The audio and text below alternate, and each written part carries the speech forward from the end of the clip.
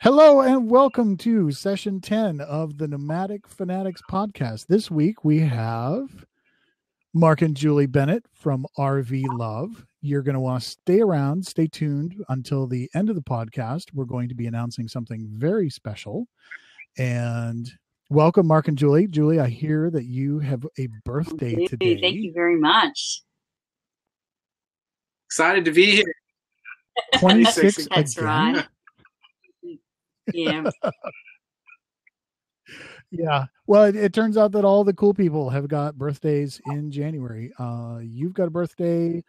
My birthday was day before yesterday, and it turns out Nikki Wynn's birthday was also day before yesterday. I had no idea until I saw the little cake next to her name on Facebook. I was very surprised by that. And she said, "Congratulations, I'll have an extra birthday cocktail for in your honor tonight." I think she needs too much after-scene with the cocktails. Don't know how to make drinks over there. So tell us who you guys are and what you guys are about. Okay. When you open. Yeah. Oh, we're RV Love, and we've been full-time RV since June 2014, so about 19 months now. I'm originally Australian, if you can't tell from the accent. And Marc's I thought you were French. I'm so mistaken. And Marc's Coloradan, and we last had a home in Colorado before we decided to sell it and buy an RV and hit the road. Yeah, but we are unique in comparison to a lot of other people, and that a lot of the major demographic who's hitting on the road are retired folks, but it's a growing demographic to have people that work. Many of those are self-employed, but I actually work a regular 9 to 5 or 8 to 5 job that I'm expected to be at my desk all day long and take phone calls, be on conference calls, and support a regular deal. So it's, but we love it. It's been an amazing lifestyle so far. As Julie mentioned, 19, 20 months or so. And it's just been amazing. So many wonderful experiences so far. No plans to hang up the keys anytime soon. No. Mm-hmm. Well, I do have to say that I did find your guys' video fairly early on. I think the first video I saw from you guys was it was either a 3 or a 6 months on the road kind of wrap up. And that was incredibly inspiring to my own journey. I'm in the middle of editing my 1 year on the road video. My Nomadversary was just the had 14th it. of January. And so, yeah, just had it. And, but you guys, that particular video inspired me to keep up with the anniversary videos, 3 months, 6 months, 9 months, a year, and going forward from here. It was just an amazing video. And Yes. That's the furnace. You can see we're in Florida, and it's starting to get cold a little bit right now. So Mike's just turning the furnace off. But wow, that's really it doesn't want to turn off. That's okay. At least it'll be nice and warm. I don't know if you can hear that. Sorry, but no, can't hear. It looks like Kathy Mango says that she's been in an RV for about as long as you guys. Oh, her happy 2-year Nomadversary is That's in 2 fabulous. months. yeah, No, we quarterly videos are really popular for sure. I think that one in particular, that 6 month, I think really. But that was a major moment for us, actually, the 6 month anniversary for us, because that I think was when we were first. I mean, we knew we loved it and we knew we were enjoying it, but that was especially impactful being there at that time of year because we had just gone to Colorado to spend time with family and having, as Julie mentioned, I'm from Colorado, lived my entire life in Colorado, spent the holidays with family in Colorado, and yet we arrived back in Palm Springs at our motorhome and both had the feeling of, oh, it's so good to be home.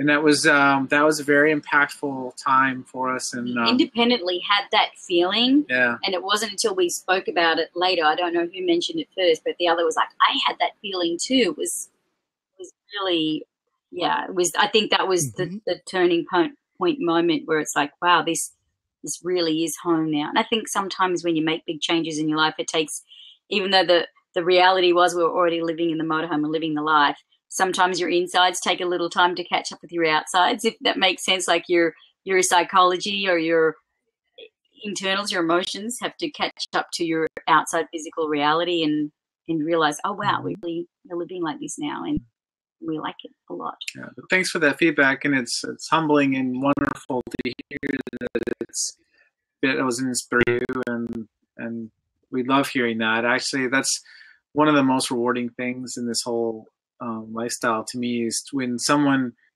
comes up to you at a campground and says that they've enjoyed the videos and that it helped inspire them to make some changes and choices in their life that are improving their life and allowing them to live more fully. It's a really wonderful thing.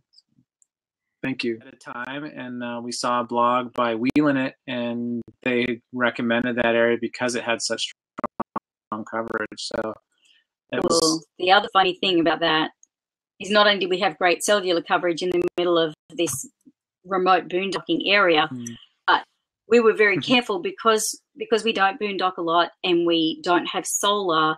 We were running on a generator, and we were really self-conscious about making sure that our generator noise, which we needed to power our computers, because I'm still on a desktop. I've got a laptop now, but at the time I was just using a desktop. So we were having to use the generator, and we were really conscious of not wanting to impact other campers. And so we would make sure we were away as far as we could be from other people.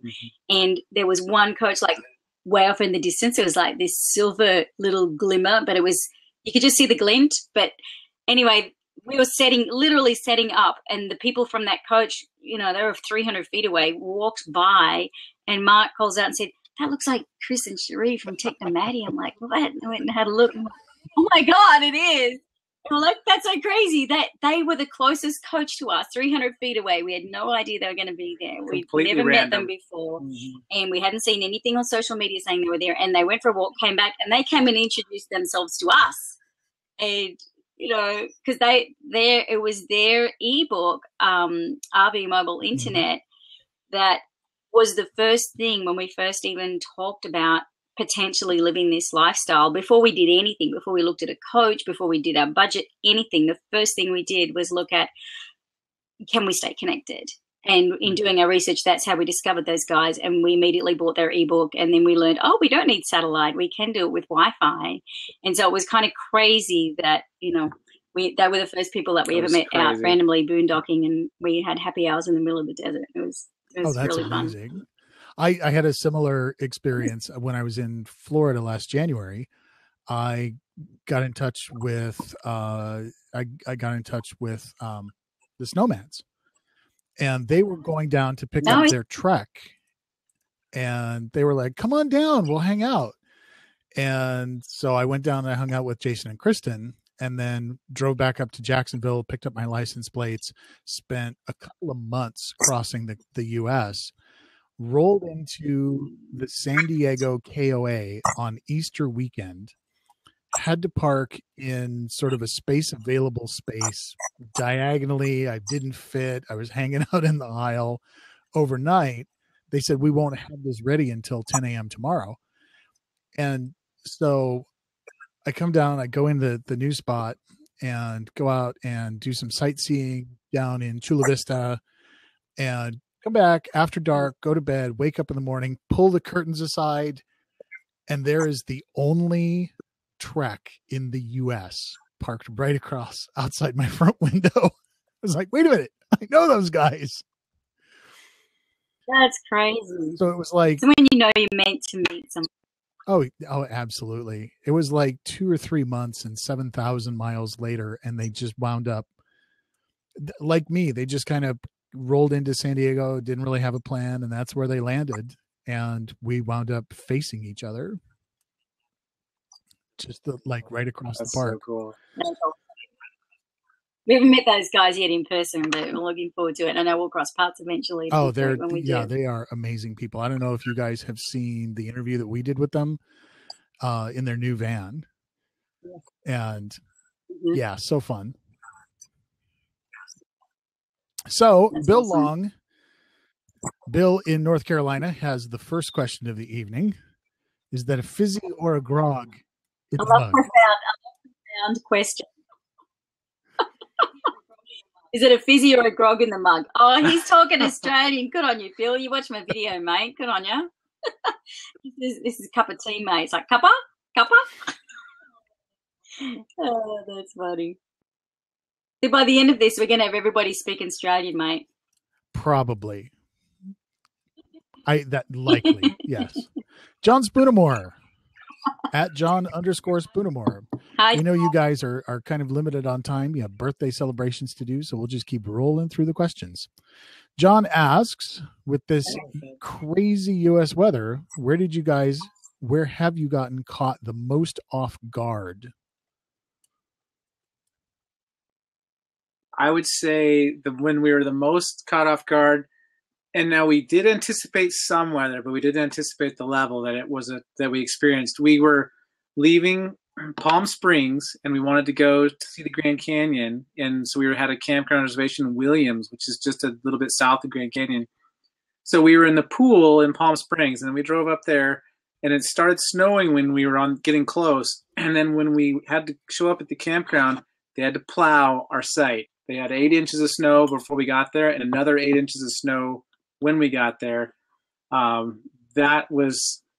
We knew it would be a little cold, but we did not expect that. So that was last winter. That was last winter, yeah. Is it March? I think. Yes, it was right at the first of March. So I'm not sure if John was asking about this crazy weather or last year's crazy weather, but we had crazy weather last year as well. That was the most caught off guard, and we weren't expecting that. No, but it was a great lesson though, because it was our first cold weather experience with the coach, and we just had to think it through a little bit and try to be protective of the coach, make sure we didn't damage anything, and we did that and we didn't turn into popsicles ourselves. We left a couple of the slides in to reduce the wall space and reduce the space to heat. And then we got a couple little electric lights to turn on in the wet bays to keep those bays warm, and shove pillows in the fantastic. Yeah, just try to do what we can to keep it warm. And we're actually surprisingly comfortable, considering down into the teens. So it was good. Big Ross at Big Ross 4. Were there any Aussie words that we should know that you did not put into your video the other day? I can answer that with one word. Yes. And that's it. The reason why I can't we got a comment on one of our YouTube videos from a family that said, "Oh, we love your videos and we watch them as a family, and our kids love impersonating Julie's accent." I think is hilarious, and I would really like that video. But with that in mind, I like to keep our content accessible to all audiences. Maybe we should have a little paid content so we can do some other more adult content. I don't know. Yeah, but we've got a huge list. I mean, that was a fun little video, but I'll bet you we have a thesaurus that's got probably 1,000 words that are different English, American English versus Australian English. You don't realize I was actually had a chat with a friend of mine that I know from Australia, and we were chatting a few hours ago, and she did live in New York for a couple of years. And I said, you don't realize how much the Australian language, which we speak English, you don't realize how different it is until you live in America for a while. And it wasn't until I moved here, which was like late 2008, and she lived here for a few years as well, that you realize, oh my God, this is really like another language. It's kind of crazy. Even Mark will say, even last week, like I'll come out with a word and he'll say, I have never heard you say that before. So, just slip out, and I don't realize they slip out, but it's fun. Yeah. It always keeps it interesting. Yeah. We had my friend Phil Campbell a few weeks ago, and it was very interesting because he is from Derby in the UK, and so he actually speaks English. And at points it was very much like another language. And sometimes it was just a sort of a hilarious pronunciation difference. Like, you know, the Mexican food that comes in the U-shaped tortilla is a taco. Oh yeah, Right. yeah, little nuances like that for sure. Patrick from the Paddy Wagon. Have you ever had a time when you could not find a place to park? Yeah, better than me because you do the driving. No, but we really haven't. You always find somewhere to park, right? But the closest You mean a legal park? yeah, I think the closest we came to that was also what that boondocking adventure. We were in Lake Havasu as now, but we were that whole city. They allow overnight camping anywhere, overnight parking in any of the parking lots. You know, Home Depot, Walmart's, any of the favorite normals. Thing. And so we heard that if you head just outside of town to the north, you'd eventually see where other people had to go out and park. But we drove and we just drove and drove, and we ended up probably I don't know what. We had to drive half hour to an hour at least, I'd say. But then we eventually found a dirt parking lot across the street from a Love's gas station. Right. But you always find somewhere to park eventually. But if you see a Love's or a Pilot or just even a blank piece of land with other RVs, you kind of think, oh, this is a good sign. Yeah, it was a welcome sign that night. But we've always been very fortunate. And a lot of that too is that we generally plan ahead a bit. Because we're still working full time, we tend to be a little bit more prepared in where we're going to be. So we don't wing it as much as I think other people. I think other people wing it more than we do. Mm-hmm. We tend to plan our travels a fair way ahead because, you know, it does take a bit of time and juggling. And so when that's done, then we can just relax on being and exploring and doing and working, and it's just nice not to have that over in your mind so much. Yeah, we like having it planned ahead a little bit because it just that doesn't mean that we're rigid. Sometimes. Exactly, we do. We have a general plan for a few months ahead, but then if we mix it up, we just did that a few weeks ago. We had to. We were down in the Florida Keys. We were really loving the Florida Keys. We had reservations to come back out of there and go to Fort Myers area, but we decided to stay an extra week in the Keys. And really glad we did because the campground we were supposed to be in got hit with a major storm and flooded the whole campground. And a lot of vehicles actually got stuck there. So it was glad we were a little flexible with that. That was our latest Slice of Life video. Some people who were on the call might have seen that, is that we'd left Key West and we were on the road for maybe half an hour when we got the call saying you can't come. There's nowhere to park, or the campground's underwater, and it took almost 3 hours of solid research and looking around. But what was great about that experience is, not just the challenge of how do I resolve this situation on the fly, but just that realization, because Florida is known as being such a difficult place to find campground spots in the winter, which is peak time when all of the snowbirds come down here at last minute. And here we are literally at last minute because our campground we were arriving at that day could not take us. And there was we're 1,000 Trails members, so there was another campground we could have gone to, but they couldn't take us because they had flooding as well. And then the others were all booked up. So, I mean, it did take a while, but it was reassuring to me to know that probably one of the most difficult parts of the country to get access to at short notice, we were able to find some places with a few backups. So that was reassuring, actually, to know that even in a difficult situation, there is always somewhere, always. I think my personal favorite winging it story was I spent 10 days in Austin at McKinney Falls State Park, and then decided San Antonio and the Riverwalk is only an hour away. And so we cruised down there and stayed at the KOA for a couple of days, and then got looking at the map and kind of decided that I was done with Texas. Being done with Texas when you're in San Antonio is quite the challenge. 14 hours later, I pulled into the rest stop just outside Anthony, New Mexico, and said, I'm not in Texas anymore. I can go to bed now. That state is 14 hours to get out of there. That's amazing. Yep, 14 hours. Yeah. San Antonio to Fort Stockton, gassed up in Fort Stockton, made it to Anthony, New Mexico, and then decided I didn't want to stay at the rest stop. So I drove another, I think it's 15 or 18 miles to Las Cruces and wound up staying at the Walmart in Las Cruces and was just so done with driving. Yeah, absolutely. It's a big state.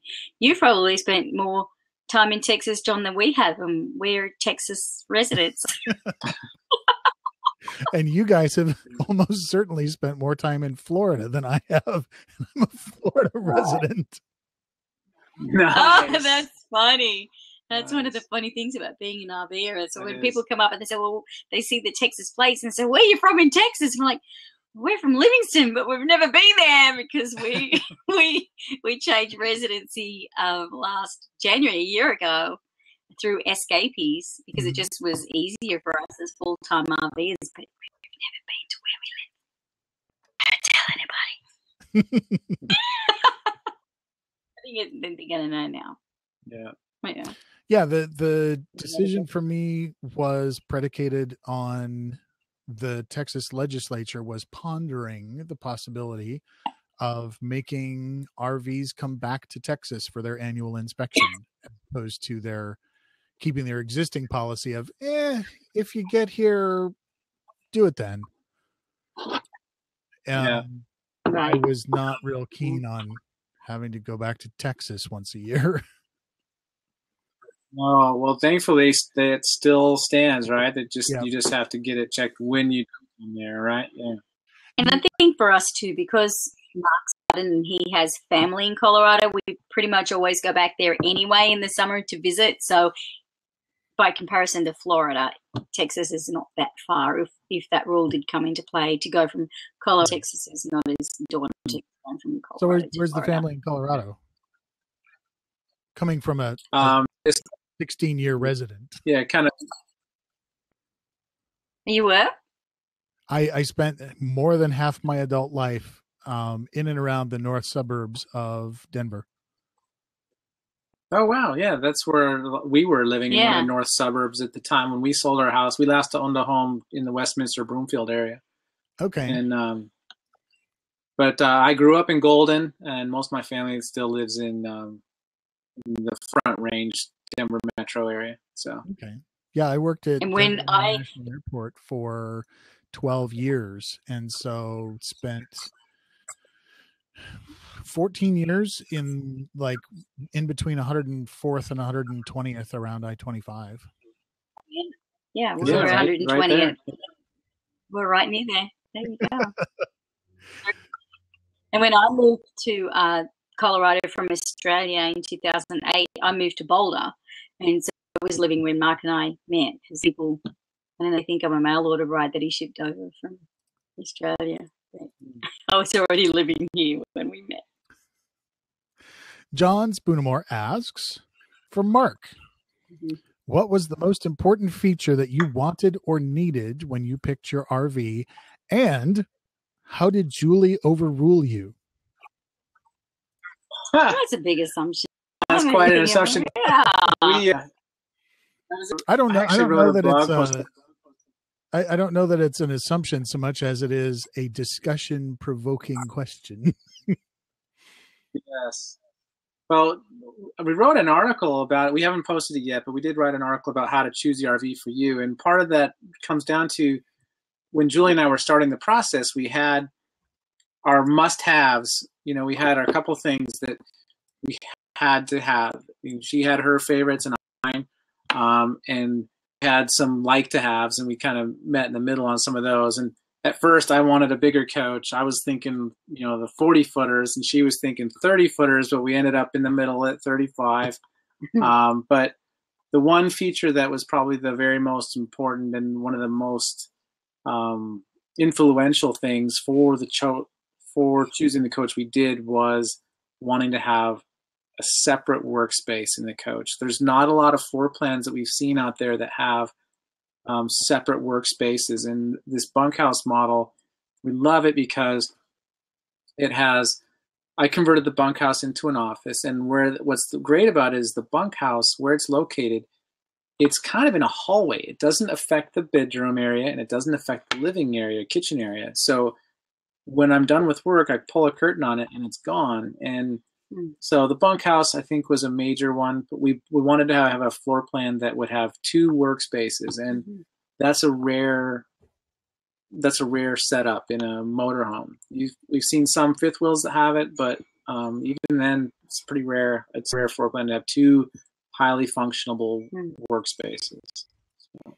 And he didn't need to overrule me, John, because what happened is, and this, we were actually looking at buying another coach until one day we had a townhome in Colorado, a 2-bedroom townhome, and the second bedroom was Mark's office. And he came downstairs one day, he closed the door in the office, and he came downstairs and he said, I really love being able to close my door on the office at the end of the day and not have to look at my computer and my work and be done. And it was just such one of those moments where we both realized this is so high value for Mark. I've never met anyone like Mark that has such amazing work-life balance. And I'm a former workaholic in Sydney, entrepreneur, had my own business. So, I'm not a workaholic anymore, but I was. And moving here to this country in the US, it is very much a part of the society here. It's very prevalent in the US, which is pretty much demonstrated by the fact you get 1 or 2 vacation weeks a year. But it's just so much a part of the culture here that people don't even realize because everyone else. But Mark has such a clean and healthy line on being able to separate work from business. And even just looking at his computer for him is not as relaxing as if it's completely out of sight, out of mind. So when he came down that night and made that comment, that's when we completely changed direction on the coach we were looking at, started looking at bunkhouses. So I didn't get overruled. Sorry. Sorry. Neither of us felt overruled. We're actually very fortunate and perhaps a little unusual. We're actually pretty well aligned on most things. I think for the most part, we really just have very similar kind of views on things. So there wasn't any kind of battle over it. I, for the longest time, was very anti-bunkhouse. I would walk in and I'd go, it's for children. And I'm well past that stage of my life. And then somebody pointed out that bunkhouses are really great for office spaces if you can make a flat floor out of it.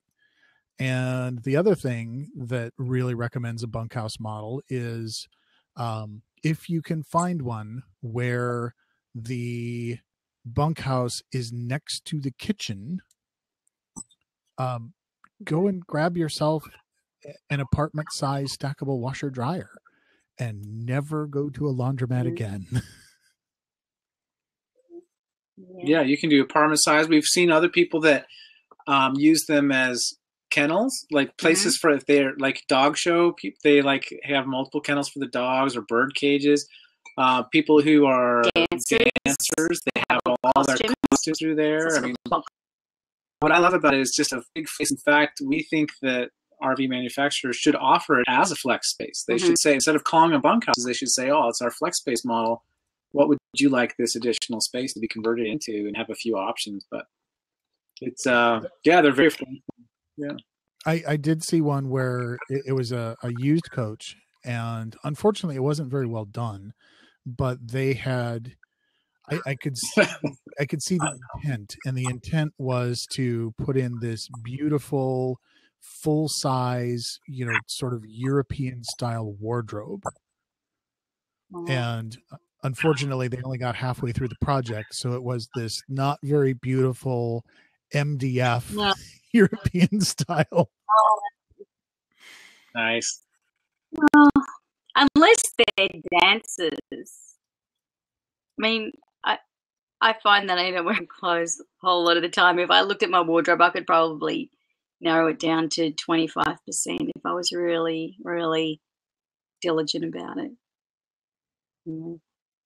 But dancers would need a lot more. And that's one of the issues that I have with this coach is I have this traditional north-south bed with the tiny little closets like you find in a Class C. And I could use, I don't have that much in the way of clothing, but I could use double or triple what I have. Lady Ember, where was your favorite boondocking place? I'm just trying to think. Well, I don't think Lake Havoc's is not the most favorite because that's where we had all the problems. We've done so little boondocking. We haven't done that much. Yuma was cool because that's where we got to meet Chris and Cherie from Technomadia, which was really serendipitous. Is there anywhere else? Well, see, all of our travels, we're almost always hooked up. It's very uncommon for us to do a lot of boondocking, and part of that's because we belong to Thousand Trails Campground Network, and we actually, with membership, it's actually less expensive for us to be hooked up than it is to boondock. So, by the time we pay for the generator, because we don't have solar and we're not very boondocking. I mean, we can do it, but it's maybe one day. But you don't have the solar yet. But yeah, we've done most of our boondocking is just single night. Walmart. There's a really good Walmart over here. No. Casinos are good for boondocking. Actually, we had a really funny boondocking experience at that casino near the Mexican border just when we stayed at Yuma. Remember? And we pulled in, and it was we were going to walk over into Mexico for dental work because we'd heard that it was really cool and a lot of people do it, and we had dental plans in the US, so we didn't need to go, but we were so curious we wanted to go for ourselves, so we went for a cleaning. So we parked at this casino, and that was actually pretty cool because as we pulled in, all these Canadians are waving us over, saying, come and park next to us, come and park here. And we're like, okay, so we parked next to them, and I think they had a couple of wines, and we ended up having happy hour with them. So that was actually a really fun boondocking experience. That was really fun. And what an amazing experience. There were at least 100 RVs in this casino parking lot. So many. Just free boondocking. And obviously it's because of its proximity to walking into Mexico for dental. But that was pretty fun. And in terms of a favorite, in terms of like views or anything like that, that wouldn't qualify in that department. But it was a favorite in terms of a really memorable experience. But I do like boondocking in the desert. The desert, there are amazing sunsets in the desert. So and the stars at night when you're out in the desert are amazing because there's so little light pollution. I think my favorite boondocking experiences have been very much technology related. The first one was there's a Walmart in St. Augustine that is across the street from a Chevrolet dealership. And the Chevy dealership, unlike every other publicly accessible guest Wi-Fi, it is blazing fast. Like I was across the street and getting 30 megabit. And so I pulled in, I stopped, I ran a speed test, and I'm like, yeah, I'm staying here today. I've got. We're actually heading there next weekend to St. Augustine, and we were considering staying at the Walmart parking lot the night before. We'll just keep that in mind. I'll have to send you guys the address because it was amazing. I actually spent. That was one of two places I've ever stayed 2 nights consecutively, and it was because I had gigs and gigs of videos to upload. The other place, it was very similar. I pulled into the Walmart in Marana, Arizona, and it was after midnight. So even though it was technically 2 nights, it was one 24-hour period. And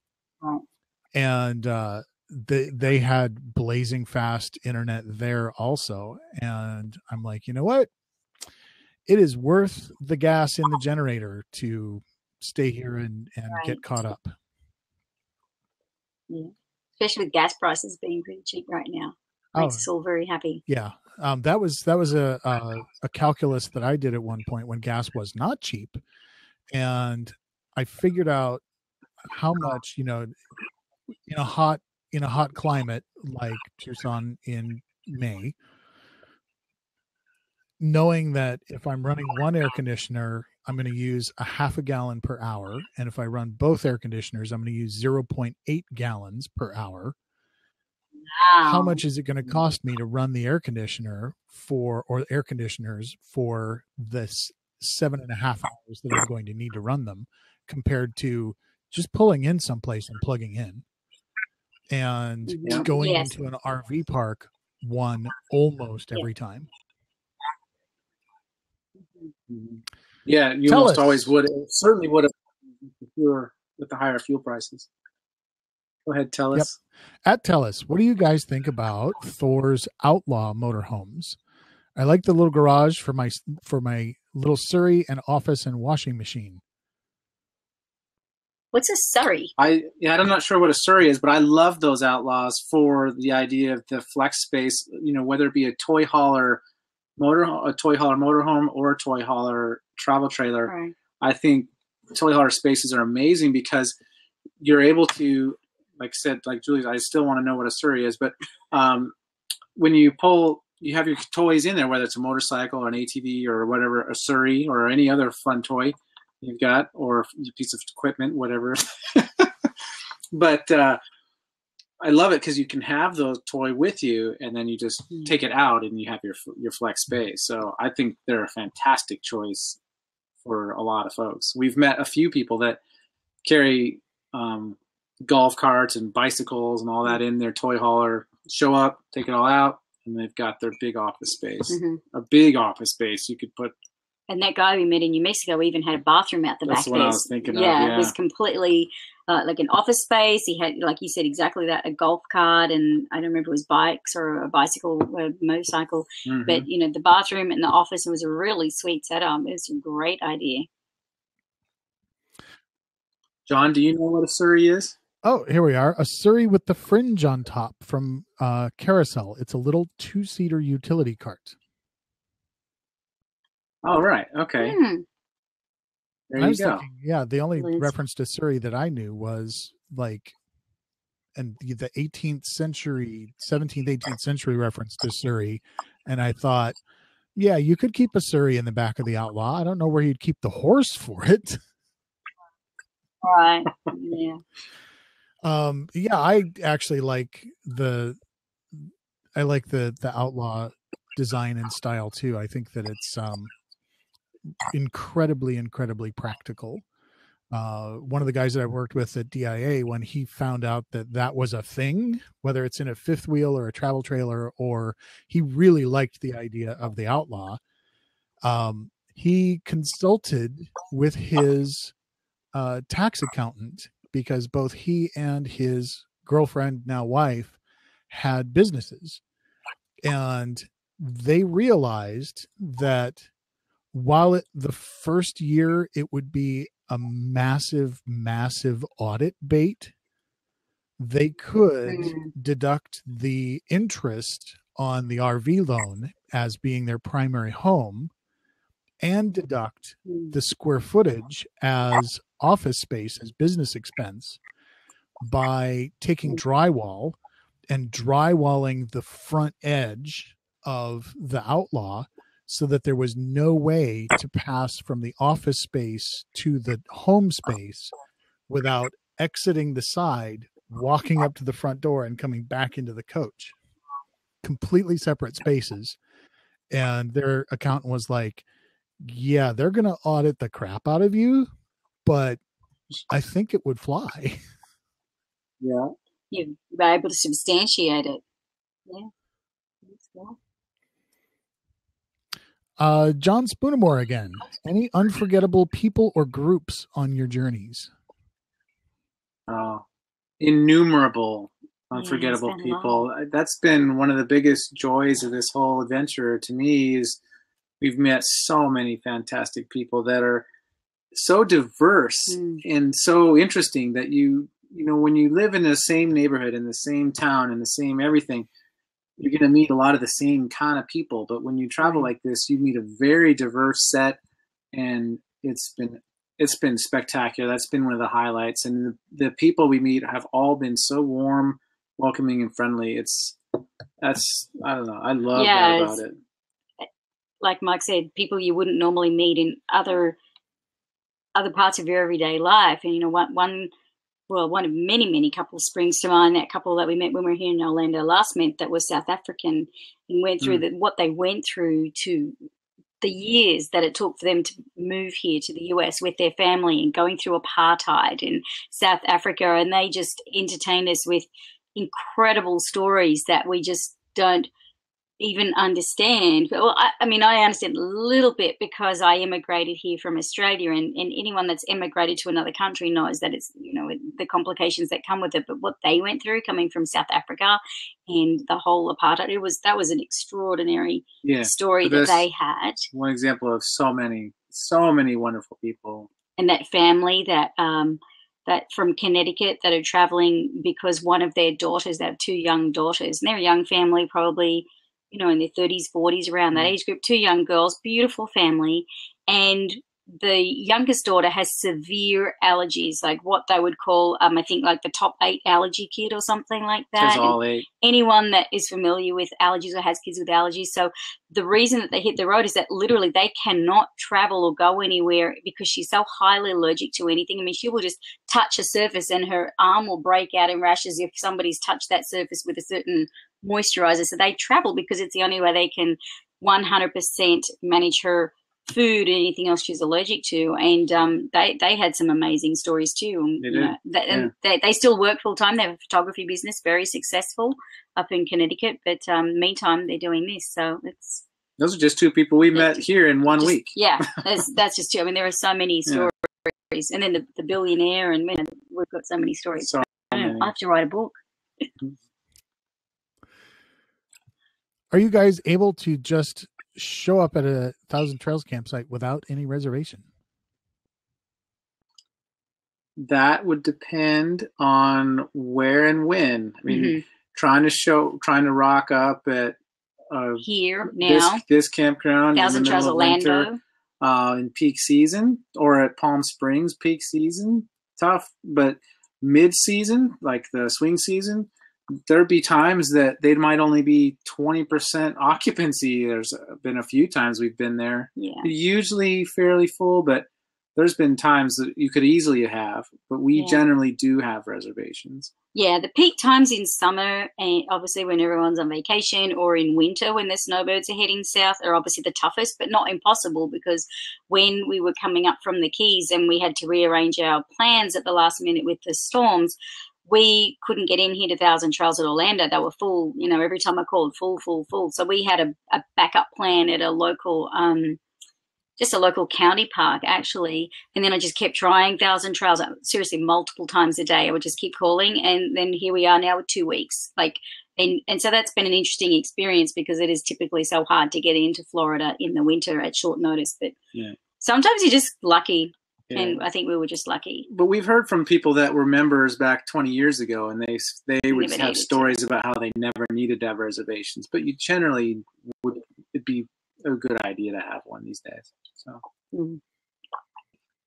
Yeah, and when I was in Florida last January and February, maybe I got lucky. I didn't really. I relied on the All Stays app and just looking at the website and either filling out an online reservation form, or I stayed actually in Florida. I stayed at a lot of KOAs because they have the national website reservation form, and they'll tell you whether or not they have a reservation, and you get your confirmation number without. And for an introvert like me, it's so nice to be able to get a reservation without ever having to actually talk to anybody.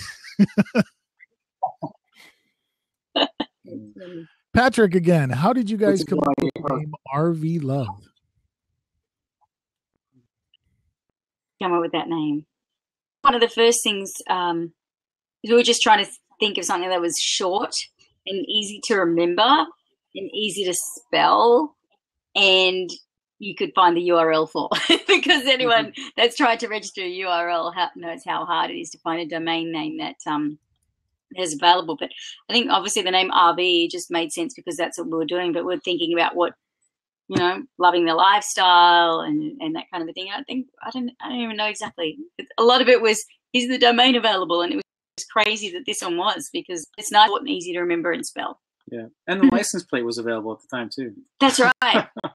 Oh, that's Actually, we got the license plate because we weren't in a position to be able to start doing the lifestyle or buy the RV yet. We were like, well, what small steps can we take now to get us one step closer to living the RV lifestyle? And it was like, in Colorado, I think it was $50 to secure a personalized license plate, and they would store it for you for a year before you needed to put it on a vehicle. So even if we never bought the RV, the worst thing is we were going to be out of pocket $50. But it was just kind of part of a way of planting the seed, if you will, of saying this is our intention and this is what we want. So, yeah, it all just fell into place. And I suppose if you guys really wanted to secure it, there's always the $500 Craigslist beater you could have put it on. Sure, you could always go that route if you like. That too. We're getting better things to do with $500. Well, then you could sell it for $500. It's just a $500 storage mechanism. Oh, okay. At Spritter Pups, what is your favorite Thousand Trails campground? Now, they didn't say where, which part of the country. Yeah, see, that's a tough one because, like, this is a really great campground, but we've had some fantastic stays at others. You know, Maine was nice, partially because of the location. You know, you know what though, I don't know if it'd be a tough time. Here in Florida, we've only been to 1,000 Trails Park so far, Orlando, TTO, which we had heard before we got here that it was one of the better 1,000 Trails Parks, and we really like it here. This is our second visit. We were here last month for 3 weeks and this month for 2 weeks. Yeah, we just wrote a review on that on our website last night, actually. But yeah, we did. We really liked this campground, and when we came back just last week, it was kind of like, it felt like coming home, which was really interesting. It just feels very comfortable and very spacious for Florida, really spacious.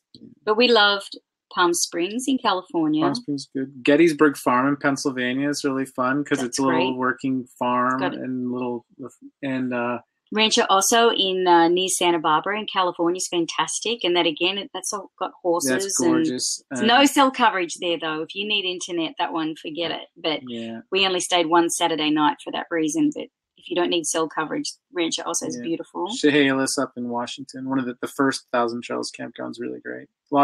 There's a lot of good ones up in the Pacific Northwest, but that's a tough question. There's some of our favorites. Yeah. Kathy Mango, I have no idea how Thousand Trails works. Can you give a Reader's Digest condensed version of what it is? All right, I might do that one because that's... Yes, you do. Just to keep it very brief, Thousand Trails, Kathy, is a campground membership network. So Campground, it's a network of 80 plus campgrounds around the United States, and they're mostly on the East Coast and the West Coast, with a few Midwest and some in Texas. And basically, it's, for want of a better description, it's almost like a timeshare in that you buy a membership, you have access to parks in that system. And there are a couple of different levels to join, and I won't go into detail on this because it's far too complicated. But there is a zone pass for people that are part-time or seasonal or, just casual vacationers or weekenders. That's probably a really good fit.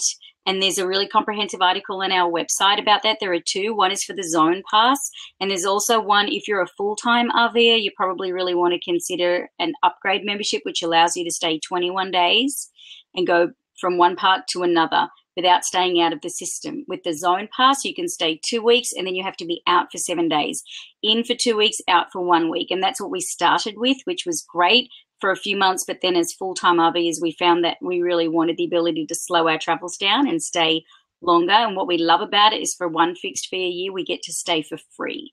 So that is great for us. It really makes our travels a lot more affordable. So it's basically a campground membership network where you get access to a bunch of parks, and the zone pass lets you just buy northeast or southeast or northwest or southwest or multiple. So again, if you want more detail on that, I would just go to our website, rvlove.com, or even just Google 1,000 Trails RV Love, and you'll find the two articles, and there's a lot of information on that there. But it's definitely worth considering if affordable camping is important to you. And I think it's pretty much important to all of us. Who doesn't want affordable camping, right? Right. Yeah. We're like 25 minutes from Disney, and we're staying here for free. This will be we're in the 4th out of 5 weeks here in Orlando. So pays for itself right there. Bill in North Carolina asks, all three of you work from your RVs, so what are the tax advantages, liabilities that people like me that are getting into this should probably know? Start with that one, John. Tax advantages and liabilities. One of the benefits, and there's a follow-on question I saw down there. I'm not sure where it went, about domicile. One of the nice things about being mobile is that you can choose where your legal residence is. And your legal residence is called your domicile. And that's where you pay taxes. That's where you vote. That's where your license plates come from. That's where your driver's license is from. There are little finicky things because every state wants a piece of the action.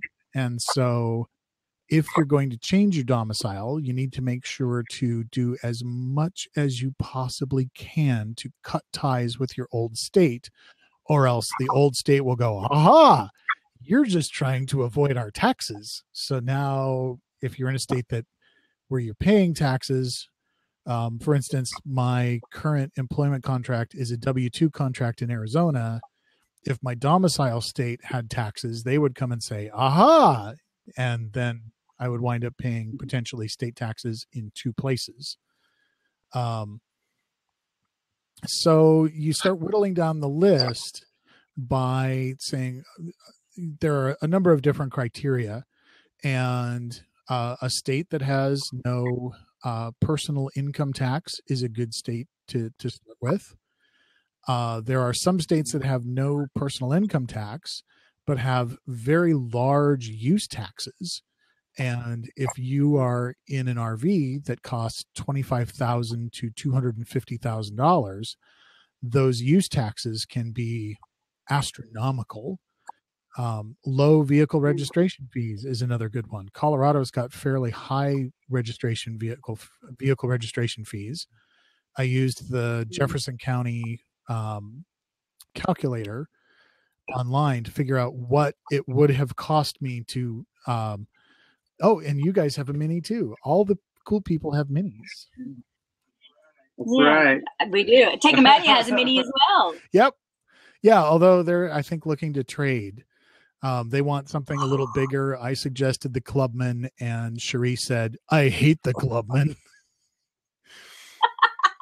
And but it was going to cost me, I've got a 2014 Clubman, and then I've got a 2005 Class A that was like $25,000. And it would have cost me about between $650 and $700, not counting Colorado's use fee, which there's no calculator for. Last year, because I had owned, last year was a real exception, because I had owned the coach less than 6 months, I had paid about 8% tax in Colorado. And Florida says, if you've owned it less than 6 months, you'll pay the difference compared to our 6%. And I thought, I paid 8%. It's not a problem. And I get down there and say, oh, no. You get to pay the difference in the Colorado state tax, not the county, not the city, not the RTD, not the special use taxes. You get to pay the difference between the 2.9% Colorado state tax and the 6% Florida state tax. And so last year it cost me $1,825 to register both vehicles. This year, however, it cost me $128 to register both vehicles. What's your domicile now? My domicile is Green Cove Springs, Clay County, Florida. Oh, it is Florida, yeah. What did we just pay in Texas? I think ours was it $300? For the coach, and the Mini was $300 for both, but that was still substantially less than we initially registered. Obviously, both vehicles in Colorado. We paid that, but we only were on the road maybe 7 months when we changed. It was pretty inexpensive for us in Texas, but yeah, like you, John, that was one of the motivators for moving to Texas from Colorado, and moving as the state income tax. that was a 5% raise by changing domicile. There's some, as far as other tax advice, I'd recommend they talk to speak to your own your own accountants, because like you were alluding to with that person with the Outlaw, your risk tolerance. Some people have higher risk tolerance than others. Like Nomadic, they don't do any business stuff write-offs with their coach, but even though they, I believe, to our knowledge, but it's definitely something they'd want to talk to their professional. But there's definitely some advantages. We've talked to a number of people who write off a lot of stuff. We were recommended by our accountant last year not to do any, but this year, we'll ask again and see what she says. But, we don't want to be a red flag for the either, and that's what she said. She said, you're really asking to be audited if you try to claim anything. Well, we don't want to be audited. It's like, okay. We're just really grateful to live this lifestyle, and regardless, our expenses, are very different to what they were when we had a stick and brick. So, the advantages to us are so great that if we were able to get some tax benefits, that would be a bonus, but it wouldn't be a primary decision. It certainly wasn't a primary consideration for making this change to this lifestyle. I mean, this lifestyle is amazing, and whether or not there were tax advantages certainly wouldn't have been the big one for us. But it's amazing. And speaking of the finances too, it's also probably the biggest comment I could make about that in it very quickly is that we used to have a lot of fixed expenses and very little variable expenses, and now we're almost all variable expenses with very little fixed. So it's very easy to adjust your expenses on a month-to-month if you have a fluctuating income. So how have you guys found, and this is a question for me, how have you found the change from fixed life to nomadic life in terms of what it costs overall? Well, I think we probably end up spending a similar amount of money, but we live a far more abundant life. We used to spend it all on a house mortgage and car payments to hang out, and now we spend it on helicopter rides over the Grand Canyon and going out for a really nice dinner. We still save for retirement. We still do, have health insurance and save for retirement, etc. But in general, I think we spend probably a little less than we would have before. But I think if we wanted to, if we were willing to just live a little less big, we could save a lot. We see some people out here that would live on a fraction of what they would have spent in a stick and brick. So I think a lot of people ask that. A lot of people, what does it cost to live this lifestyle? And it's really difficult to answer that because everybody has such different ways of living. But I do think an accurate answer would be probably about the same as what you're spending now, because that's just what we all seem to do. It doesn't matter how much money you'll earn, you'll find a way to live bigger to use that money up, and vice versa. We know people that will just have a sandwich for dinner, whereas we'll, make a really nice meal, or we'll go out for dinner, and, we don't have kids. So we have, I guess, the luxury of doing that more as well.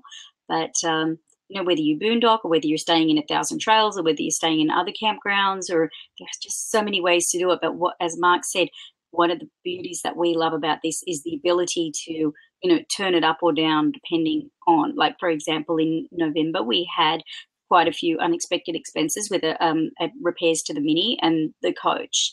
And so we're able to say, you know what, let's just lay low the next month or so. And when you have a house mortgage and fixed expenses, it's a lot more difficult to do that. You don't have that flexibility as much. So you can eat out less, you can drive less. A lot of people think, oh, you have one of those big gas guzzlers, it costs you a lot of money in gas.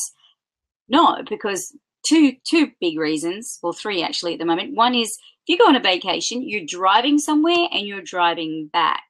We don't. We're going one way, right? So we don't have to factor in the coming there and back because we're just going that way.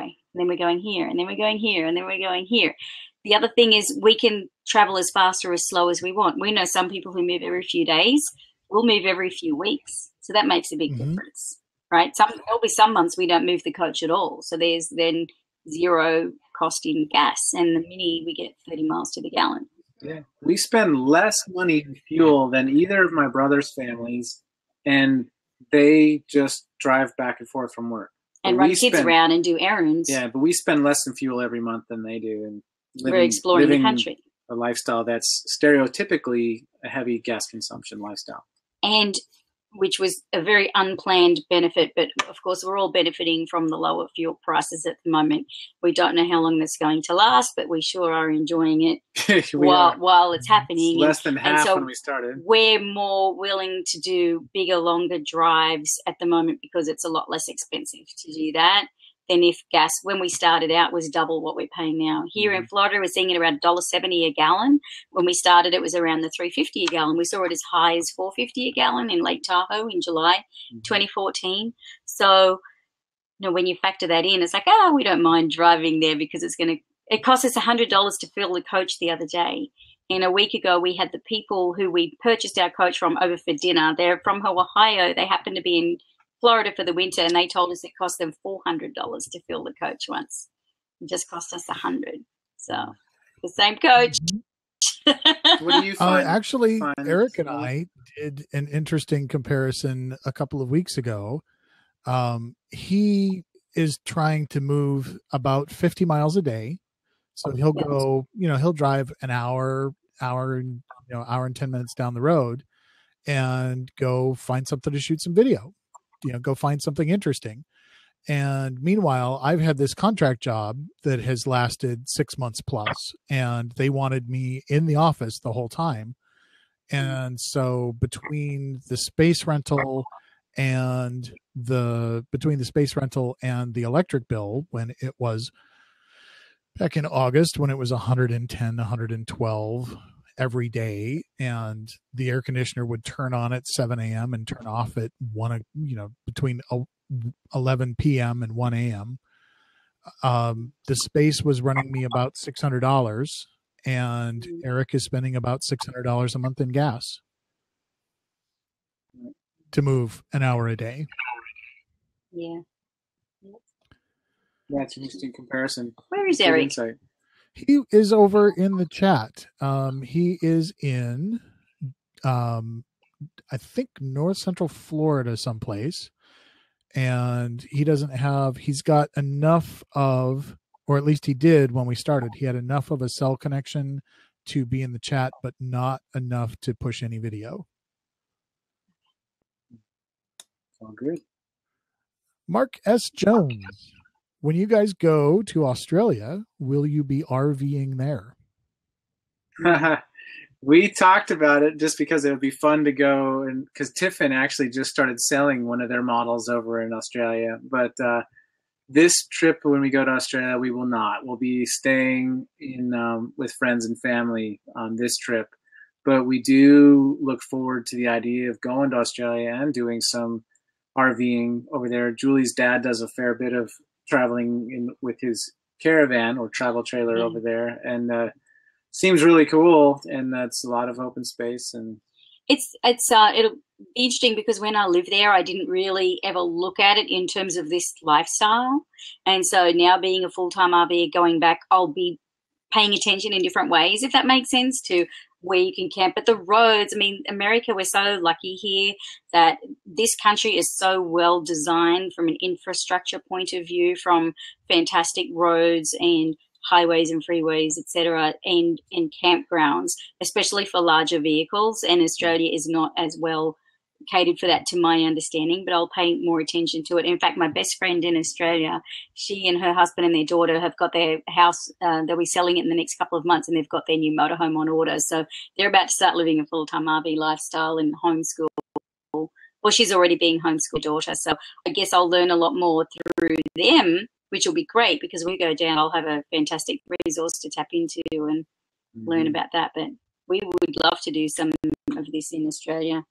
But Mark's work schedule would be pretty tough because his company's on Central Time. So when we're in Australia, his shifts will be midnight to 8 a.m. I'll be working midnight to 8 a.m. when we're over there. And so that's not a very sustainable long-term solution for us at this point. So anyway. Shelly Fisher, Old Fart New Start, who's going to be on the show here live on the 19th. She asks, when you guys stay at RV parks, do they generally allow you to bring things like a sewing machine into the clubhouse to kind of spread out and do some projects? I don't exactly know the answer to that because I didn't bring my sewing machine and I've never done that. But I don't imagine why it would be a problem. It's certainly some of the campgrounds we've been to. They're pretty big rooms. They are. And I love that you asked this question, Shelley, because we've actually talked to a few other people who sewing's a big deal for them. And they chose RVs that made it, gave them a workspace, or some people actually work outside of their coach underneath the awning if the weather's nice. But now that you asked this question, I'm so glad you did, because that's something I can share with other people, because a lot of the campgrounds we've gone to, like Julie said, have huge lodges and empty rooms that are like the adult lodge, and they're almost always empty. Yeah. And they have huge tables in there that would be fantastic for that. And so I'm really glad finding one near a power outlet. Yeah, you might make sure you bring an extension cord with you. Right, so, that would be a good tip. Bring an extension cord. But I would imagine there'd be quite a number of campgrounds that we've been to would have a very excellent space for that. So that's a great question. Something completely new we've never heard in all. And I've never seen anyone doing that. But my disclaimer to that is I really don't usually go into the activity centres. We don't. We're at home here working in the RV, and we don't usually go, except when we get to a campground and we're just walking around and we're checking it out, maybe to write a review. So, but I don't see why it wouldn't be an issue with most of them. Mm-hmm. You could ask. Lady Ember, piggybacking on Wayward Waylander, aside from connectivity, the one thing you could not live without. What is it? Yeah.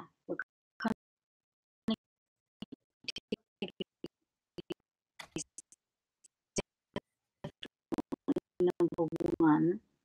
That's a good question. Hard to live without. It's a tough. While she's thinking about it, that's part of, to me, what the RV life. A lot of what it is about doing without a lot of the things that people have historically thought that they had to have. Americans especially, you grow up with having a dishwasher and having a washing machine, and you feel like you can't live without them. And I have not missed having a dishwasher or a washing machine at all. One thing. I thought I wouldn't be able to live without a bathtub. I love having in the bathtub, but I actually have never. It's never been an issue, and maybe that's because a lot of the campgrounds we visit have hot tubs and spas, and so we use those wherever. We've only got a 8 cubic refrigerator, and it's been fine. I've never wanted for a residential fridge. We do not have a washer dryer in our rig. I've never once have I said to you, I wish I had a washer dryer. And I know for a lot of people it's really high value and it's becoming increasingly popular to have a washer dryer. But honestly, I've never had a problem with campground laundries, and I don't use every campground laundry. So when I see one that's particularly nice, often I'll really make a point of using that. But honestly, I can't think of anything, Lady Ember. Sorry. No, and I love just learn to live with less and without feeling like you're doing without, if that makes sense. Like I don't feel like I'm.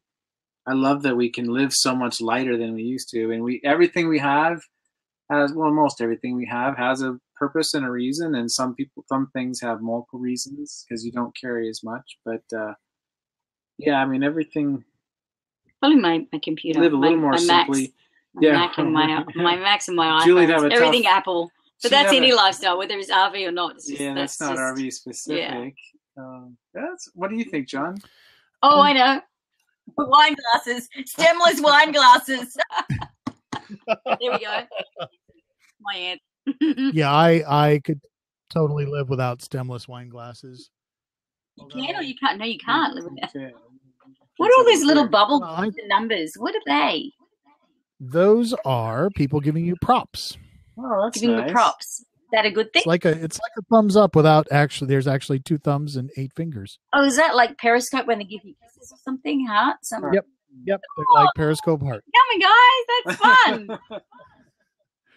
fun. One of the things that made the transition, and some of you will recognize this, some of you won't, one of the things that made the transition from apartment life to RV life is my Winchester Tavern pint glass.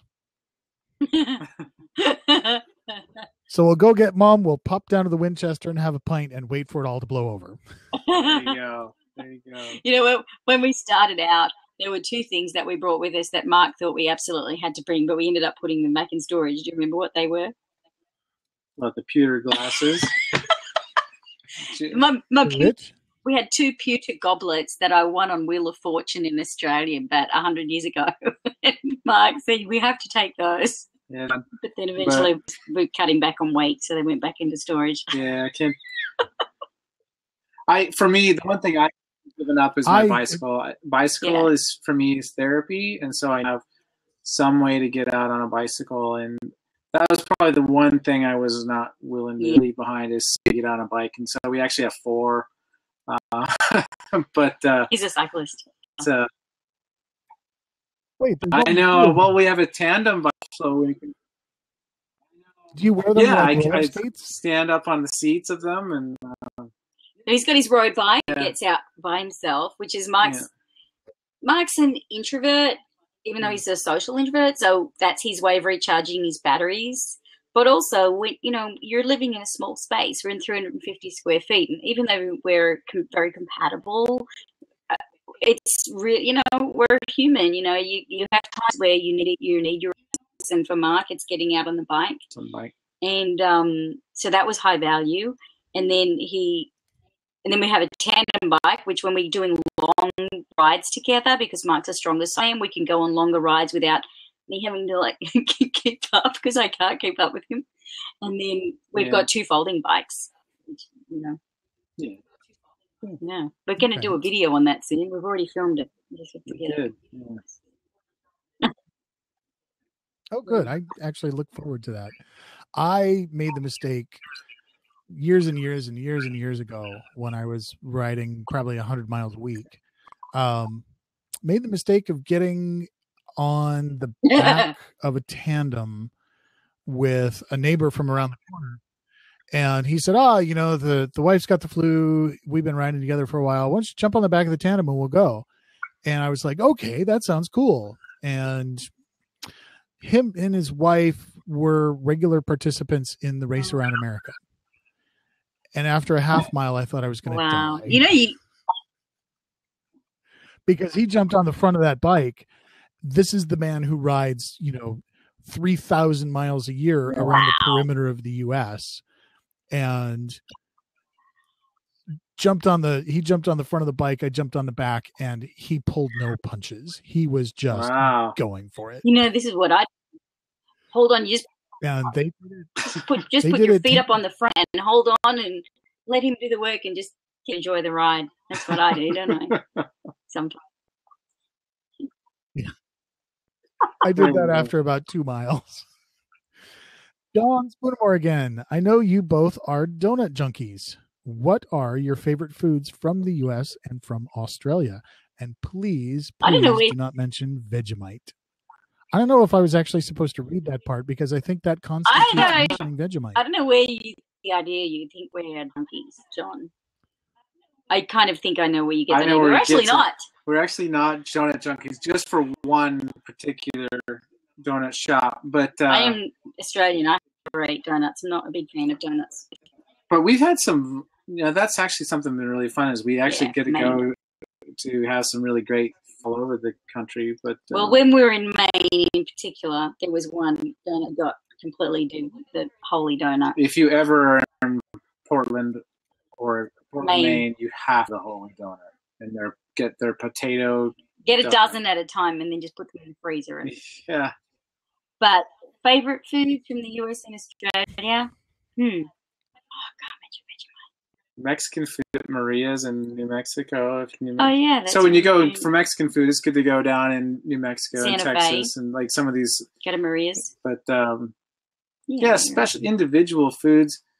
Some people get super excited about lobster when they're in Maine, because in Maine it's the only place you can get soft shell lobster because it's too soft to ship it. So if you're into lobster, that's a really great thing to go do there. We're not really into lobster, but that's just a good example of about with the RV lifestyle about how you can have unique foods from unique areas. But Yeah. I don't know. I don't have any. He's not letting me mention Vegemite. I mean, I don't know. My maturity, I'll buy it, like I buy a year's supply at a time. Yeah, she brings home a box and it's almost the size of her, and it's this huge Aussie tea. 500 boxes of 500 bags of tea. Yep. She'll get it one time. Sorry, that was a bit of a answer, but you wouldn't let me say Vegemite. What else? What are the questions? RV adventure. Start the adventure. Do you guys have a quadcopter Do for not. video? Is that a drone That's thing? a drone, right? A quadcopter? Yeah. Like we don't know what it is, probably. It's a good indicator we don't have one. You know, it's fun. We met a in North Carolina that's what they did. They left their corporate world, Right. and he loves flying drones and is really great at it. And so they've actually stepped out of the corporate world and are in a business of doing videos of golf courses, country clubs, and stuff like that with their drone piloting. And yeah, so that was cool. We started to see more and more of them around, but we don't have one. No.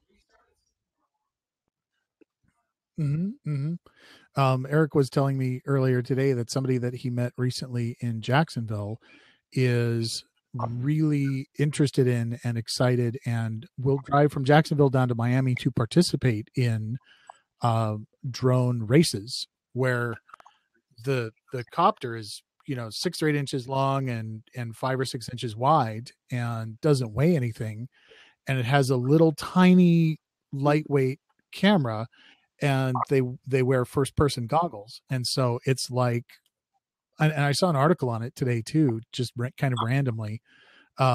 It's like pod racing. You're flying this little tiny copter through this acrobatic course as fast as you possibly can. And they're so cheap to get into. You can build one for between $250 and $300 is where the entry level on those is. Right, which is also Robbie Marufo.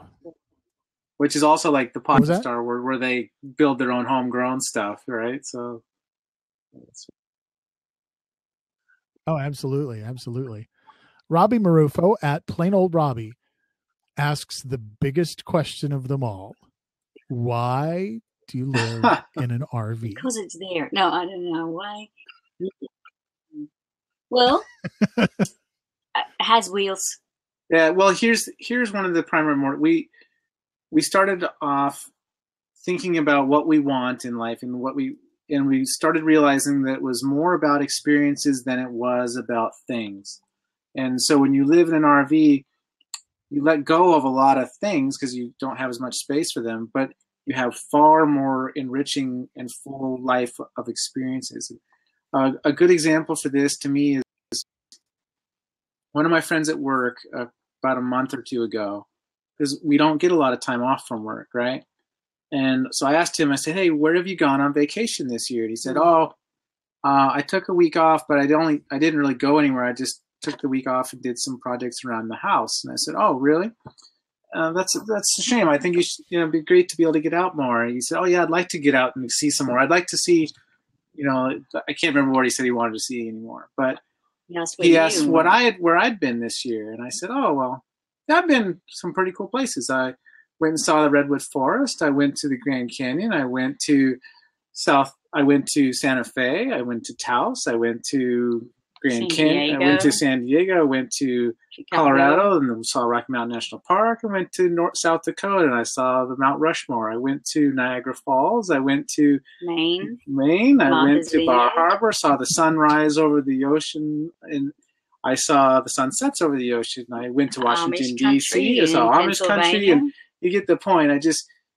We had all this amazing experiences, and it was all, so many of the places we've been in just 1 year are more than some people see in a lifetime. And it's because we live in an RV and it's right outside our door. And I think one point to add to that is Mark works for a company. They're a fairly new entrepreneurial company. They're only a few years old, and so they don't offer a huge amount of vacation time. And that is another one of the reasons that we live in an RV is because for him only to get, I don't know how many weeks of vacation you get per year, like a couple of weeks or something, but the time is so limited, whereas here we're already somewhere cool, so we don't have to factor in that time getting to or from. And particularly in the summer when you've got daylight saving, and especially when you're on the West Coast, and because of the time difference, he'll be finished early or mid-afternoon. It's like you've got all of these hours. It's like a whole other day. So you're getting, and because we're able to travel to where the weather is good instead of being cooped up in cold, wintry, snowy weather during the winter. We're just getting more life in our life, regardless. You're not a slave to your limited days of vacation.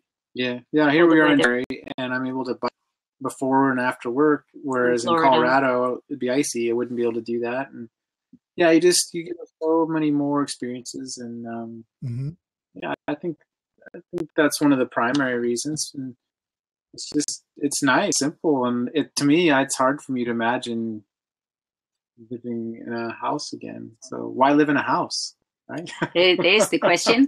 Answer the question with another question. What do you think, John?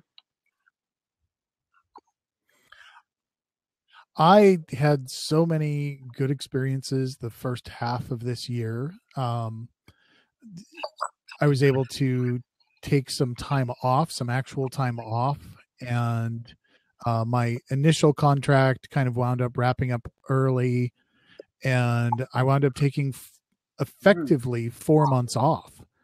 And for me, the transition from, I was able to make a career change at the same time. So the transition from my city job to working as a developer on the road, I almost tripled my income. And so I was in a position where I was able to take 4 months off, and I got to spend 4 months hanging out with my mom, which I haven't done in 25 years.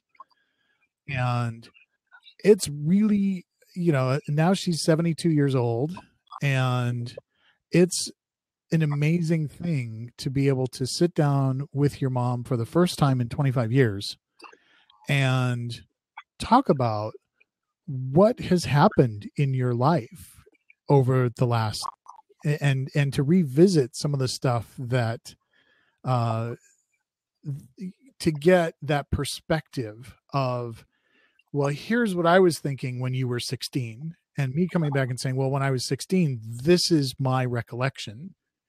And, she had a series of events in her life where she, for years, felt like an awful parent. She calls it benign neglect. And I said, no, you're the best freaking parent ever.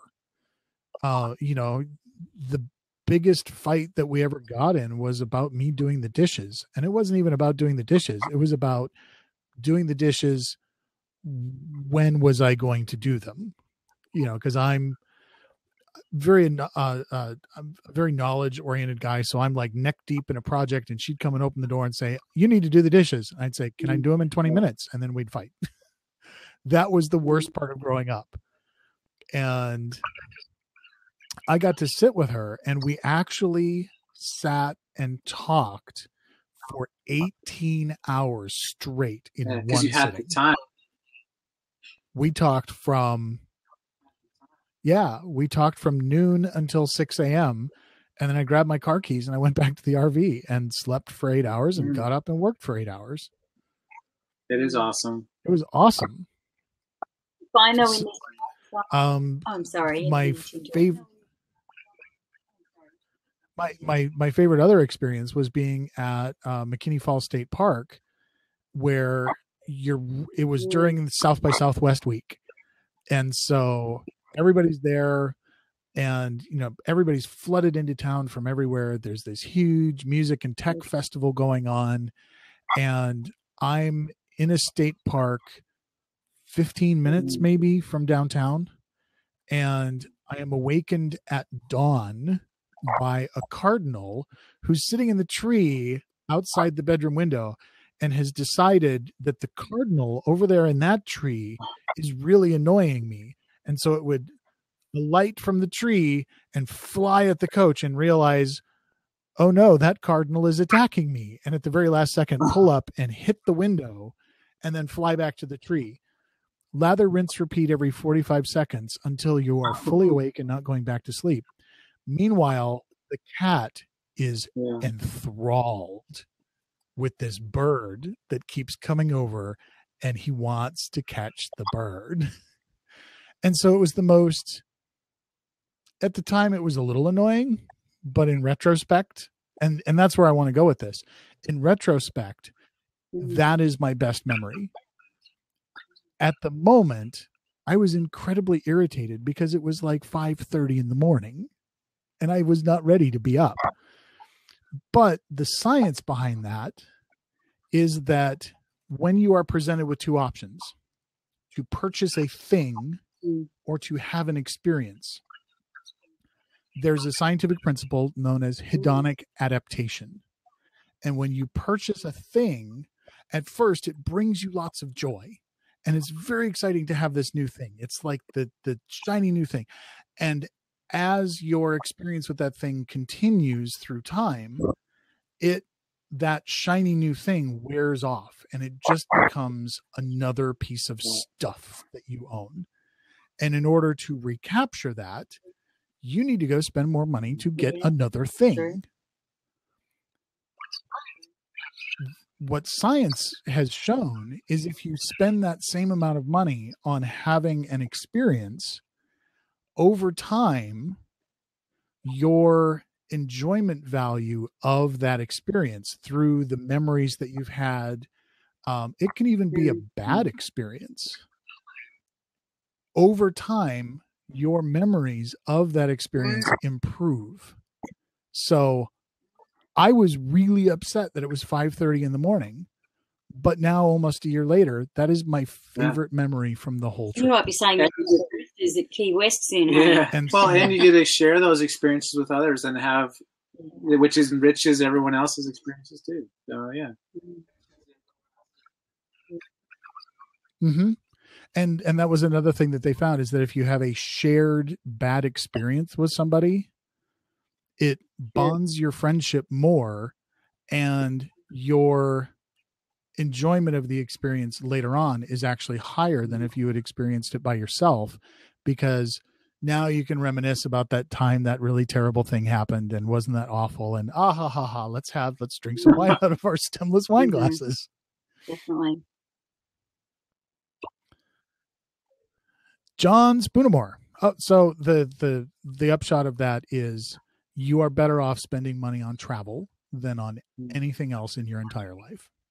And when you're in an RV, you're spending all your money on travel. Like, we get to go see places, like we'll look around beautiful galleries or stores, and there is just, there's two things going. One is that you really can't buy most things because of the space and the weight factor. Like, Mark loves really amazing, beautiful glass sculptures. Well, you go into a glass store, I mean, you're not going to buy that for an RV from the weight and the fragility of it. But aside from that, you just, and we've spoken to other people that feel the same way, is you feel so full inside yourself. Your life, it's so enriching and so literally fulfilling on such a deeply rewarding level that you just don't want anything else. Like, it's, I don't want anything for Christmas. I don't want anything for my birthday. I want experiences.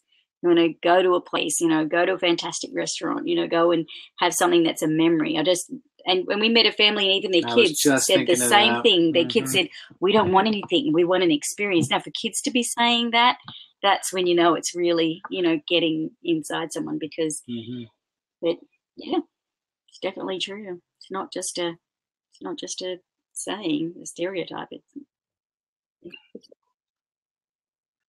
So, plain old Robbie over in the comments, tell us what you think.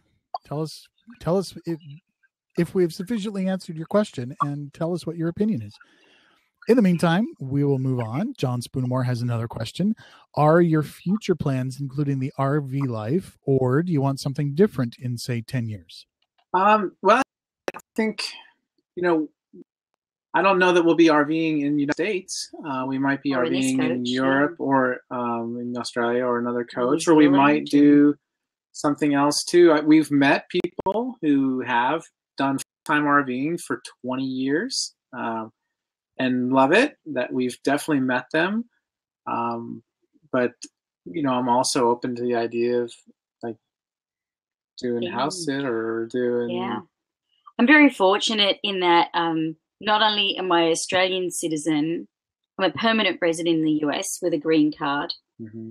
So I'm obviously legally can live and work here, pay taxes like everybody else. But I'm an Australian citizen, but I also have a British passport, which allows me to live in England or in Europe. And so that is very fortunate in that, and that's through my dad's side of the family, is that does open the door to be able to live more easily in Europe beyond just the usual visa period. So that's definitely of interest to us, and but it's not immediately on the radar. And again, the reason for that is, work and schedule, and, it's work that affords us the ability to live this lifestyle.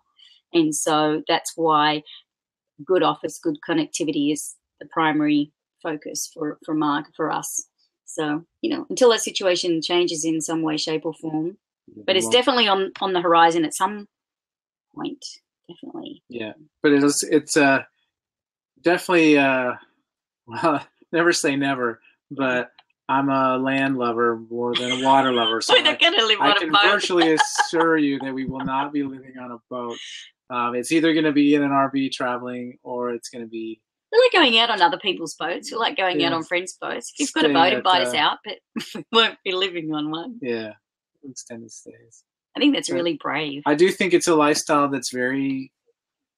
Once it gets in your blood, it's you really love it, and it's hard to. I mean, some people I suppose don't, but most people we've talked to really do, and really do love it. And it once you get a taste of that freedom and that joy and all the experience and enrichment, you just want more freedom and more enrichment. So. We don't have a commute to an office. A friend of mine posted a picture on Facebook today of the commute. Or yesterday going to Australia, I'm like, oh my God, like the thought of going back to a regular job and a commute again is so terrifying to me. I would do anything in my power to just, find a way not to have to deal with that. And yet so many people do every day because they, find that really difficult to break out of, I guess. Yeah. But, I'm not saying it's easy, but, you've got to start somewhere in taking steps to change your situation, to change your environment or your lifestyle. And it doesn't all happen overnight, but once you start taking one step in the direction of what you want, where it leads. Mm-hmm.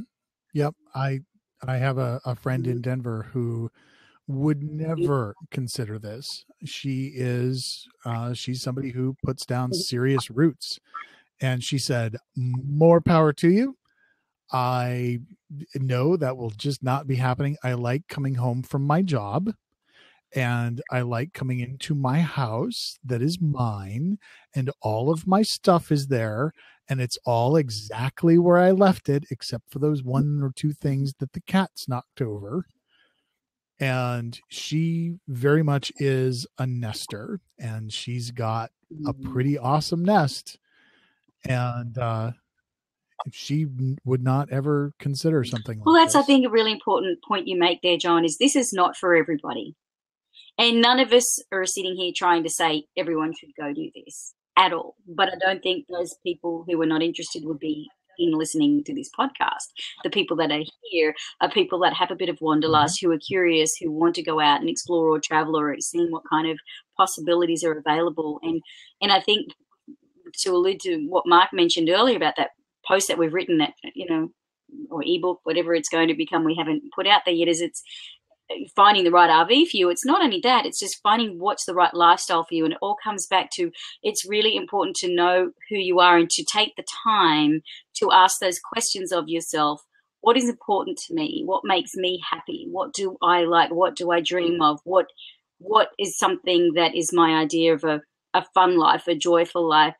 What's important? Because so often people are basing that on what society tells them, or family or friends or peers or, bosses or whatever. And it's very challenging when life is so busy. We don't often get a lot of time to ourselves to just stop and to step out of that busyness and noise to ask those questions and to give ourselves time to listen to the in it, the honest answers that come from within your own heart or within your own soul. And I don't mean that to sound esoteric, but it's just it takes courage to stop and listen to that, particularly if it's a different answer to what other people tell you should be doing. And there were certainly some people that thought we were probably a bit crazy doing this, but I think some of those people are the ones that also can see, obviously, that it's agreeing with us and we're having such a great time and we're visibly very much enjoying our lives. And they've changed their minds about it, not necessarily for themselves, but in terms of maybe they're not so crazy after all, because they seem to be really something's, they're doing something right because life is good. And but your friend who's a nester, some people are, and you've just got to follow with what is right for you. For the time. For them, yeah. At that time. All right, might change next week. Yeah, we've met people who had the dream and then the dream changed. So actually, David's on the call here. David, that was David in. I can see him here if it's the same David. Dinner with them in Pennsylvania, and they were telling us about their. I hope you don't mind, David, if we story. Hi, yeah, he said it is, and sharing the story about how their dream was to have their log cabin home, and they achieved their dream, and then they were in it and they loved it and enjoyed it, but then they decided, you know what, we want to sell it and go live in an RV. And it was kind of an interesting turning point where they realized, well, and David, I hope I'm communicating your story accurately from how you shared it with us, but this is how we remember it, is that you achieved your dream and then you're like, but now we want to do this, and then questioning, but that was my dream, and it's okay for dreams to change. We're all moving and growing all the time. We're not all, well, that's my dream. That's it. Putting my feet up. That's my life now.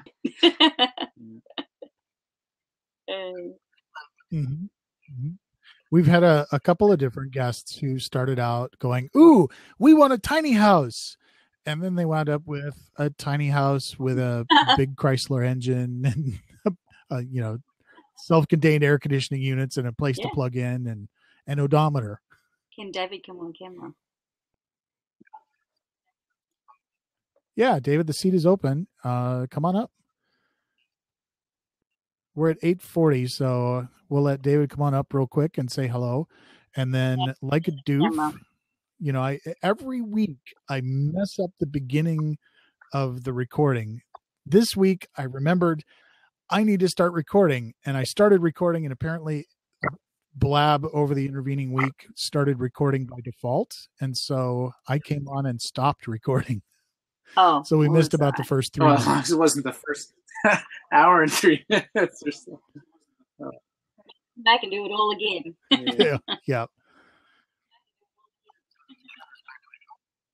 David says his camera's packed away. Come on up anyway. You'll have audio. Unless you have no microphone, in which case it'll just be a black screen with no sound.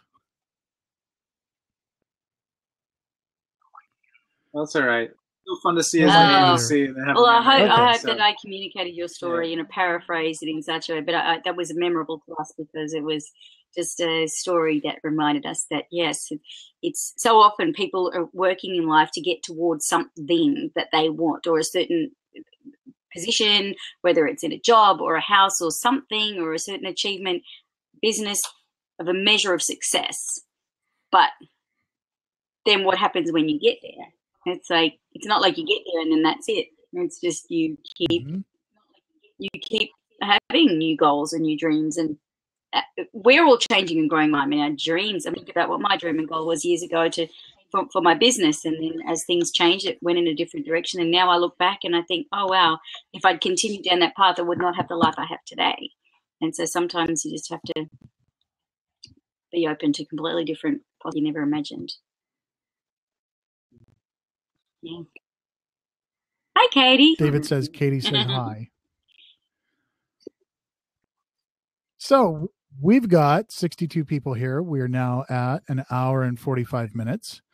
Why don't you guys do the big reveal, and then I'll come back in with some a little bit of technical discussion about how that's going with to work. The promotion.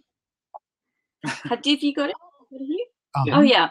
So one thing that the last few months I've been working on this really cool project. And it's actually some people I know from Australia that have been working on creating this amazing camping tool, this 5-in-1 camping tool. It's called an Adventure Mate. Mark's bringing it over here. You're among the first people actually in America to see it.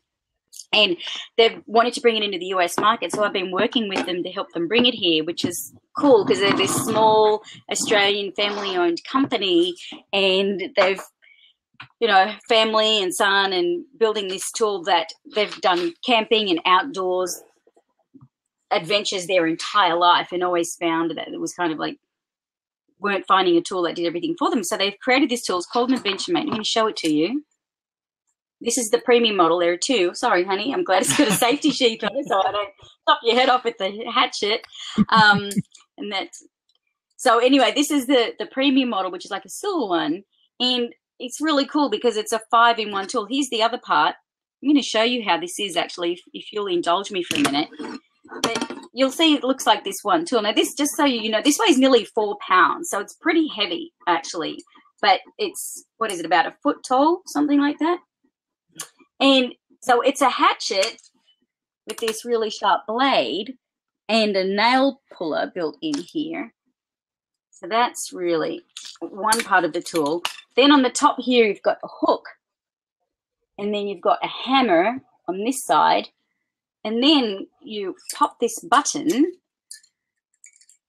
And then you slide the handle pole off. And you can see it's got a saw, right?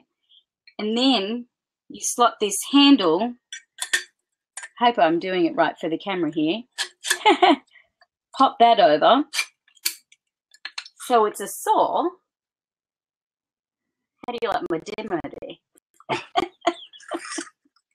a little TV show. And then you pop that back. Oh, I'm sorry. No, thank you, Mark. And then you take the handle pole and then you slide that. Am I doing it the right way? Here we go. Over the end here of this spade head, and you've got a spade. So it's like, for the shoveling hot coals in your campfire, or digging a hole for a latrine if you're a tent camper. I mean, this is awesome if you're a tent camper, but even for RVers, if you're space and weight limited, and even us in a 36-foot cups dropping off a whole bunch of full-size tools that we can just get by with just this now. But yeah, it's a real cool, nifty tool. There's nothing else out there like it. And I'm just going to put this back away now. So I have asked the people who created this tool if they would be willing to give one away on the show as part of the Nomadic Fanatic podcast. And there's a black one as well. Bring the original one over, honey. So anyway, we've got a prize. And John will go through the technical details of that, but you can choose from the premium model, which is that silver, fine hand polished silver one. And this is the original, which is like this stone washed black. It's a really cool kind of, see, it's not just plain black. It's this really, it's a bit like stone washed denim from the 80s. Does anyone remember that?